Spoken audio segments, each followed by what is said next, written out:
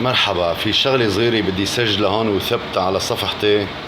سبق وتناولها أساتذة فهمانين أكثر مني وأكبر مني قدرا وقيمة.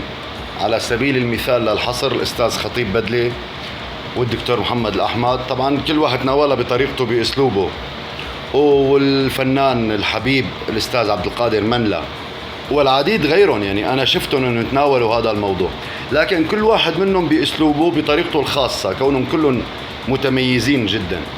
أنا كمان بدي ثبت هاي الشغلة، أحكي عنها بطريقتي الخاصة، طبعا مع كل الاحترام للأسماء اللي ذكرتهم لمقاماتهم، ومع الاعتذار مسبقا منهم على الشيء بدي يسمعوه مني. وهذا اللي عم سجله هلا أنا بدي أحاول أنشره على اليوتيوب. سبب تسجيلي لهالقصة هاي هو تعليقين شفتهم هلق من شوي، شفتهم على قناتي على اليوتيوب. شايف مثلهم الآلاف من قبل، لكن مثل ما بيقول المثل عنا قبعة الطبي معي. انت يلي بتشاهد فيديو وما بيعجبك محتوى، تمام، وبتفوت بتكتب تعليق، مو حيلا تعليق، مو نقدة، ما بتنتقد الفكرة، تمام، بتكتب تعليق فيه إساءات ومسبات، وبتعبر عن أخلاقك وعن أصلك وعن بيئتك وعن تربايتك وعن الحليب اللي رضعانه وعن كمية النجاسة اللي فيه. برجع بكرر الاعتذار من الأساتذة اللي ذكرت أساميهم.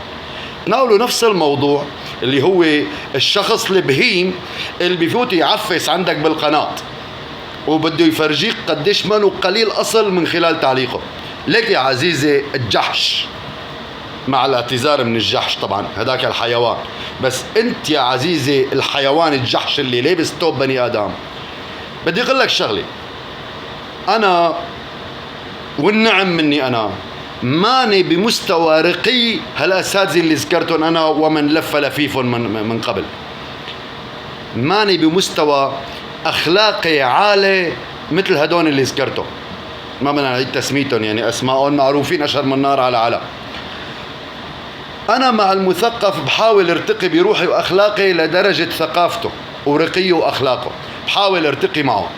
أما لما بيطلع لي تعليق واحد جحش مثلك بكشف عن وش التاني وبفرجيك الجحشني على أصولها، يعني بالمعنى الدارج بخلعك جوز لبيط جحاشة على جحش حنكك، بكسر لك يا.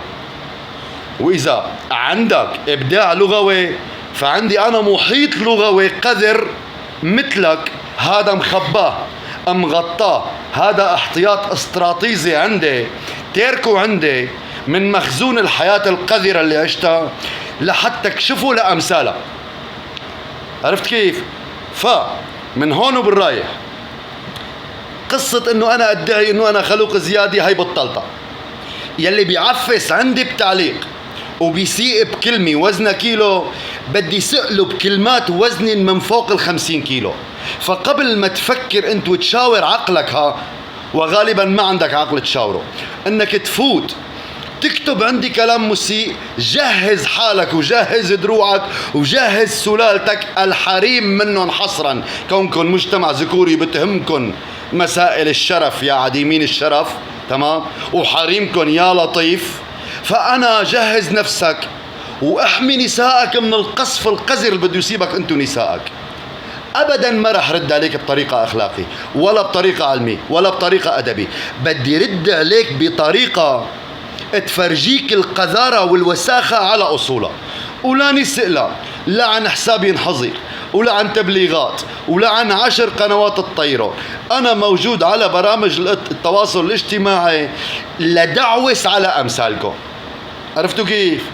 فهلأ اتفضل وبس قب راسك عندي، قبها باسم وهمي أو اسم عادي، باسم صريح أو باسم شبه، عمل لي حالك باسم بنت داخل عم تتلصلص مثل الإجحاب على وسائل التواصل الاجتماعي، إن كنت ذباب إلكتروني ولا إن كنت خرا إلكتروني، إن كنت من الإسلامويين العرصاويين ماشي، ولا إن كنت من الفهمانين حشك وفهمان مفكر حالك فهمان وواصل للقناعات الدنيوية والآخروية كلها. إيه بدي إخرى عليك وعلى فهمك، تمام. فوحدي من تنتين قدامكم هلأ أعزائي المشاهدين، مع الاحترام للخلوقين منكم، يا أما بتفوت بتناقش الفكرة بطريقة محترمة بتليق بأخلاقك وتربايتك، يا أما بتخرس خالص ما بتفرجيني راسك عندي. تمام، ماني منفعلة أبدا، ما هذا قرار. هالمرحلة القادمة بدي مارس عملية الدعس والفعس والتشبيح على أمهاتكم وإخواتكم. لمين؟ للحيوانات الجحاش القذرين اللي بيجربوا يسيئوا عندي على أي قناة من قنواتي أو حساب من حساباتي بكلمة. وما تفكر انك بتتفهمن انت بصياغة عباراتك من شان ما تنحظر تعليقك انه ما بتوصلني الفكرة. لا بتوصلني الفكرة، وعندي من المقدرات اللغوية انه صغلك تعليق ماشي تشوف بعيونك من خلال تعليقي كيف حريمك عم يتضاجعوا امامك وانت عاجز ما قادر تعمل شيء. بالإذن من المحترمين منكم، وبعتذر من الأساتذة اللي جبت أسمائهم ببداية الفيديو، ولكن لقلكم إنه كلكم كلياتنا عم نعاني من هالصنف البشري هذا، وأنا اتنطعت لمهمة الدعوسي على شوارب أهاليه. شكراً.